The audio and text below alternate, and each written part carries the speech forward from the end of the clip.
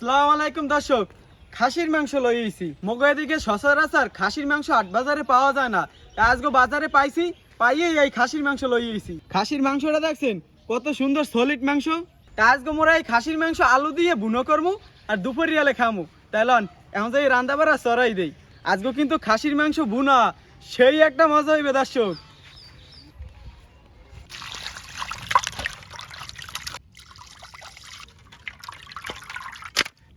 খাসির মাংস বুনো করার লাগিয়া এখন কড়াইর মধ্যে তেল দিয়ে দেবো। রসুন বাটা, আদা বাটা, পেঁয়াজ বাটা, জিরা বাটা, এলাচ, দারচিনি, লবঙ্গ, তেজপাতা, হলুদের গুঁড়া, মরিচের গুঁড়া, ধনিয়ার গুঁড়া, স্বাদ মতন লবণ, কয়টা কাঁচামরিচ। মশলাটা ভালো মতন কষানোর লাগিয়া এখন অল্প একটু মৌ দিয়ে দেবো। মশলাটা ভালো মতন কষানো হয়ে গেছে, এখন খাসির মাংসটা দিয়ে দেবো। মাংসটাও ভালো মতন কষানো হয়ে গেছে, এখন আলু দিয়ে দেবো। এখন হারামও দিয়ে দেবো।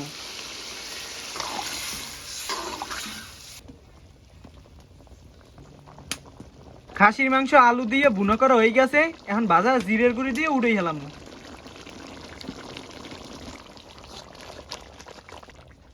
দর্শক, খাসির গোস্ত আলু দিয়ে বুনো করা শেষ।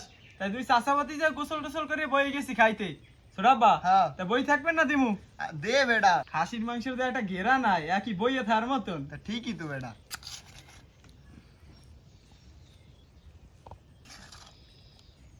তাহলে বিসমিল্লাহ করে খাইয়ে দেন যে কেমন হয়েছে। আচ্ছা ঠিক আছে, বিসমিল্লাহ। বিসমিল্লাহ।